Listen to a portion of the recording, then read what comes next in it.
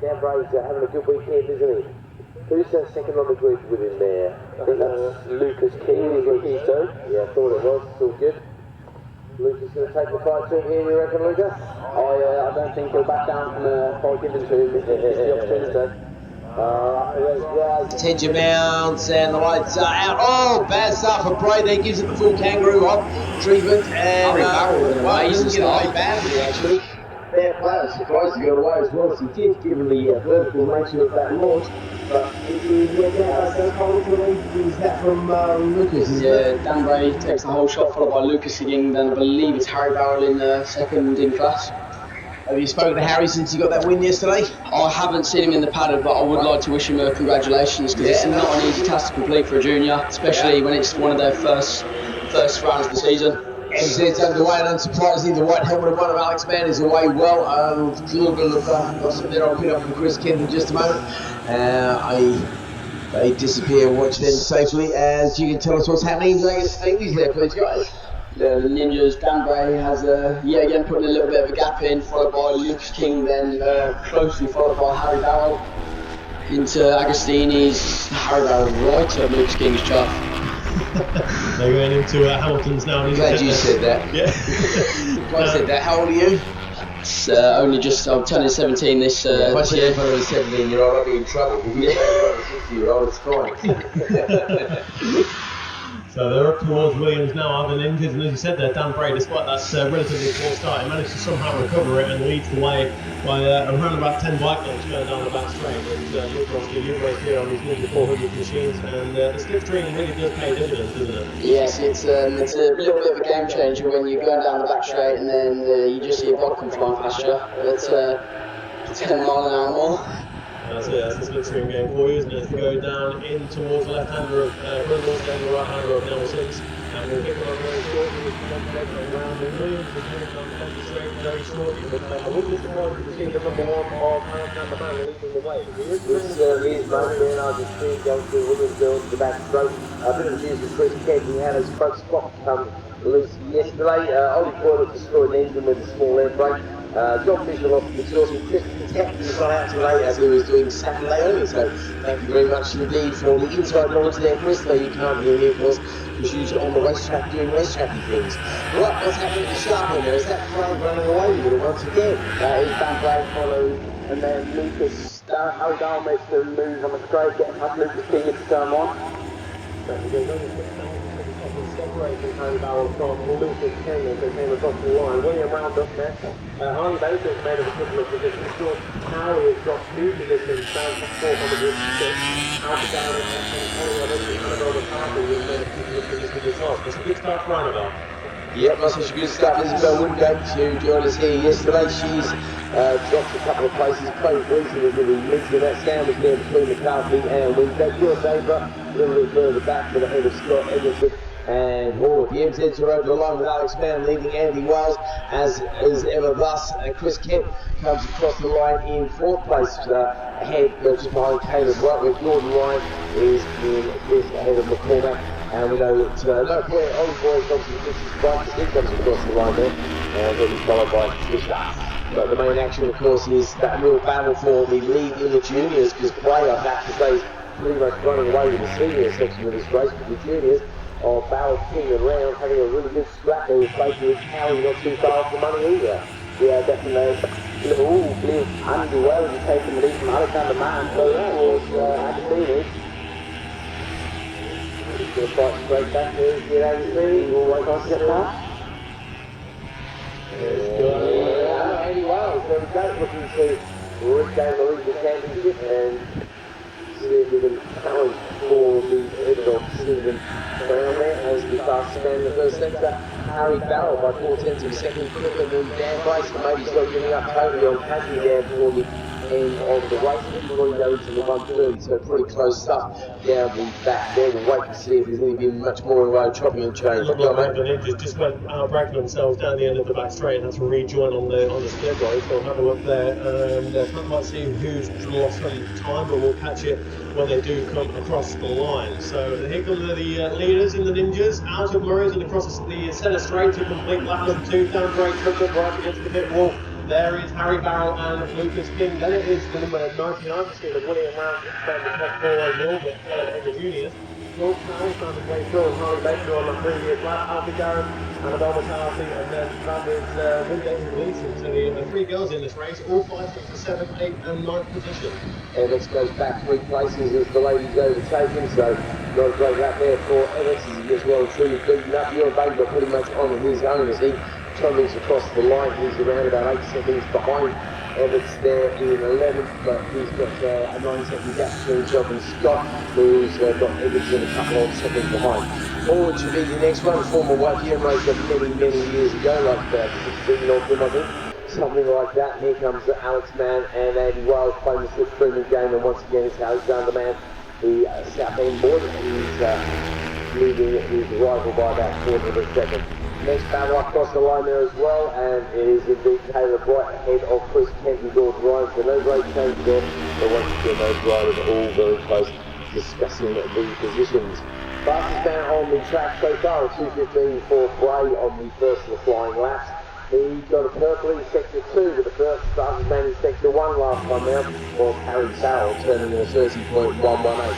1:818. They're down the back straight now, so we're going to see if we get any slightly quicker times here as they charge their work and keep being as hard as they can. Obviously, they're turning the brake. Does not have any advantage when he comes across the line with 30.9. No, everybody going quite a bit slower there. Actually, it's all high 1:30s in the first sector there. The only one to go any quicker that time was Harley Baker, as he goes PB in the section, but he doesn't quite match the others with a 31 that particular time. Ladies all across the sector as the leaders make their way around forums, back down towards Murray's, who once again still Dan Bray leading the way. Usually you junior riders can pick the seniors up. This one's giving you a lot of hard time. What's happening here, Luca? Yeah, Dan Bray has seemed to be taking charge this race, taking quite a big lead put into the juniors. We've got quite a tight battle here between Barrow, King and William Rounds. King looks to the inside into turn 1. He's William Round taking both Harry Barrow and Luke King into turn 1. Yeah, that's 2 bikes different, didn't it? Another 3-way battle on Annabelle McCarthy, Isabel Wingate and Chloe Gleason. So the ladies are still fighting for that 7th place in class, only separated by about 8/10 of a second as they came across the line with McCarthy, Wingate and Gleason. Ollie Evans inside the top 10 of the juniors, he's 11th overall. Ewan Bainborough is heading our way very shortly. But you're right, the number 99 machine of William Round, he got his first race win of the season yesterday in race number 4, and he wants a little bit more of those gold medals. He sure does.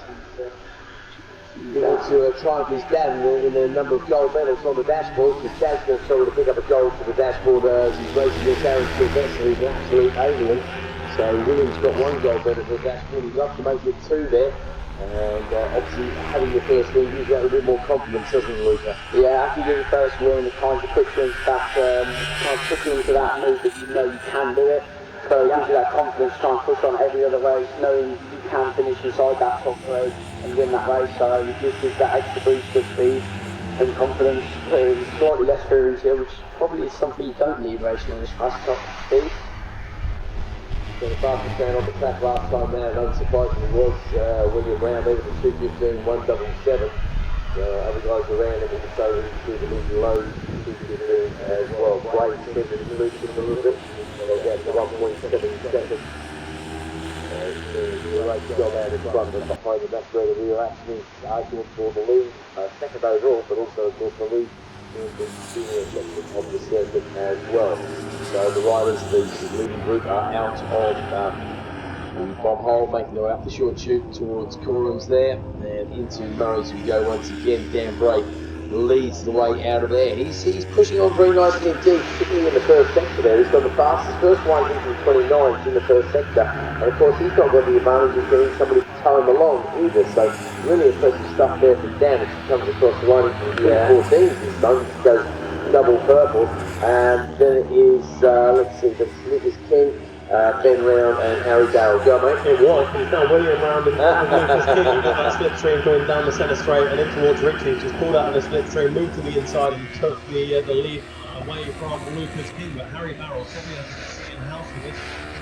As the ladies come across the line, Isabel Wingate has gone to the front of that group. There is only half a second separating Isabel Wingate on bike number 125, 25 Gleason and Annabelle McCarthy. Chloe Gleason has just taken the outside line and got round Wingate for the front of that little league group as well, between them two. Oh, brave move of Richards there, as we keep a very close eye on the lead battle and the battle of the girls as they head down in towards Harvard. Leader of Dan Bray already round left-hander of Agostini's. He's on his way towards Hamilton's in the infield, and it is William Round from Lucas King and then Harry Farrell. George Cowie, not too far away, but not close enough to make yourself in a slipstream, but you're absolutely right there, Luke. Chloe Gleason to the front, ahead of Isabel Wingate, but Isabel's later on the brakes and goes up the inside into Agostini's, and Chloe try and get the cut back. We'll get an answer very shortly, but it's Isabel Wingate ahead of Chloe Gleason, and Annabelle McCarthy still there with them, Lucas. Yeah, she's definitely going to try and get in a piece of this action, tag along, try potentially take both of them. She can get a good exit out of corner for the back straight, get a good exit and get into the double slipstream. Definitely put them out. Pretty much side by side against her on Stu Williams as well, so those guys give an elbow rub around there, I think. They're going to be very close down the back straight, still enough to be separated by the rest of them, especially separate those who get struggle to move down the back there. Dan Bray once again goes purple. Good signal as well, 2 minutes 14.242, the All Black record 2 minutes 14.314 for Phil Atkinson and back. Oh wow, that's impressive there for Dan Bray. It shows how well Dan Bray's riding this there, he's really had nobody else to do with the hard top. No disrespect to anybody else, the other teams at the moment are running around in 15th and 18th place overall. But Dan Bray's not had any real marker. We've seen him beat the juniors, but he did one with the juniors on him, so but I think that confirms Dan Bray is actually a very talented rider.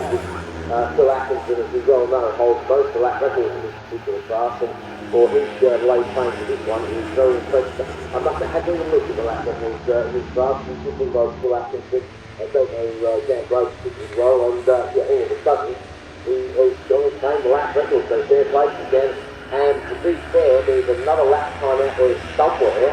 It could be really perfect. So if you put together his top two sectors, the 29.878, the 42, there is somewhere out there, there's a 2:14.1, I think, maybe even a 2:13. There may even be a 2:13, like 2:13.8 or something like that. If he went 4 tenths slower than what he has done, and that would be a 2:14. I don't know if that was on the same lap though. That's no, the purple second one, purple second 2 would be a 2:14, a 2:13.8. That would, yeah. What was your quickest lap around there, Luca? Honestly, I cannot remember. It's been almost 2 years, it's been quite a while since I've done it. It doesn't feel like that long, but I remember when we were in the big battle between me, Ollie Sims, me, Marlon McKenzie and Cade Watt, and when Phil Atkinson was still racing, we were alongside with Ben Brown, the seniors.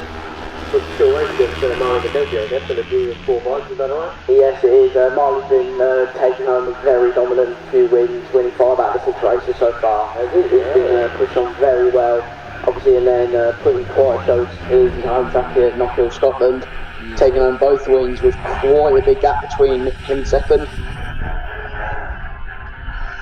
Well, he's gone yellow in the first sector, has Dan Bray, but we say yellow because it's 29.922, but actually that is only 4 100ths away from his absolute best, so it's very close stuff indeed. As Ben Round came across the line last time ahead of Lucas King, so not a lot to choose between them.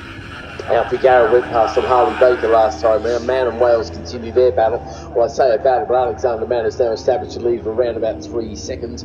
And I mean, that kind of shows you how, again, not being disrespectful to them, but the NZ's a bit too for the other seniors. Go on, mate. Yeah, there goes Dan Bray. Looks like the battle for the lead of the juniors just got caught with one of the MZs, and it is now William Round and then Lucas King.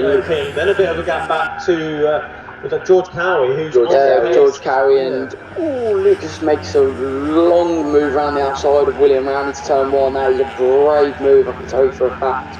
Yeah, 0.1 of a second across the line, but of course that 0.1 of a second in Ninja racing is basically nothing really, isn't it? Yeah, these bikes don't have a lot of power to pull themselves around the corners or down the straight from our back, so losing a little gap like that means nothing in these little low horsepower bikes.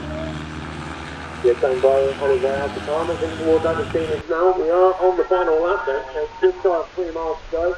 There is Lucas King, but William Round, in his first victory yesterday of the season, is going up the inside, going for the race lead of the juniors. On the inside of your teammate there, Luca. Yeah, Luke's has been in the rifle, doing very well this year. See Nick travelling along, giving him all tips he can. See Luke's has taken that in very well. As the little man had a look at the inside of the Hamilton, persevering on the outside, held on to the loop. So what this has done is bring Cowie and Powell back into it. I believe that puts George Powell in the third place. I believe potentially might be his first podium of the class. Yeah, you're absolutely right. In fact, yeah, he's had a fourth place finish at Alton Park, and that's the second of the season so far. There's been a few fifth place finishes there, here and there, but not podium so far this season for George Cowie, who took a fourth and a fifth yesterday, and that'd be a great turn for him if he can get into the top. Yeah, definitely. It's always good when you're a junior and you're having down your first podium and you can finally make that happen. It's a surreal feeling, really. And just across the line already, 5 seconds of the advantage for Alexander Mann over Andy Wales. That's, I don't know how he did the feed. No, absolutely. I don't know if he finds a shortcut around here or something, but given how close MZ Racing normally is, and given that Andy is a former double champion, he knows exactly what he's doing. But Alexander Mann knows how to reach and find that last little bit. It's great, no, great. Good start for this line of God. Lonely Win. Junior coming towards us now, and that looks to be William Round. We didn't know Lucas King is on the inside, hooked up against the wall, but I think it's William Round who will get there first ahead of Lucas King. It is. Yeah, absolutely. George Cowie, his first podium of the season, Lucas. Yeah, that's going to be a surreal feeling for him. He'll come in, he will be buzzing for that. So it's Dan Bray taking a very lonely win ahead by about 7.5 seconds ahead. Followed by William Round taking his second win of the class, by Lucas King, George Cowie, Harry Barrell, Harley Baker, Alfie Garrett, and then Lee Israel Wingate takes the lead over that female group, followed by Alan McCarthy, Chloe Gleason, and then Ollie just going over the line now.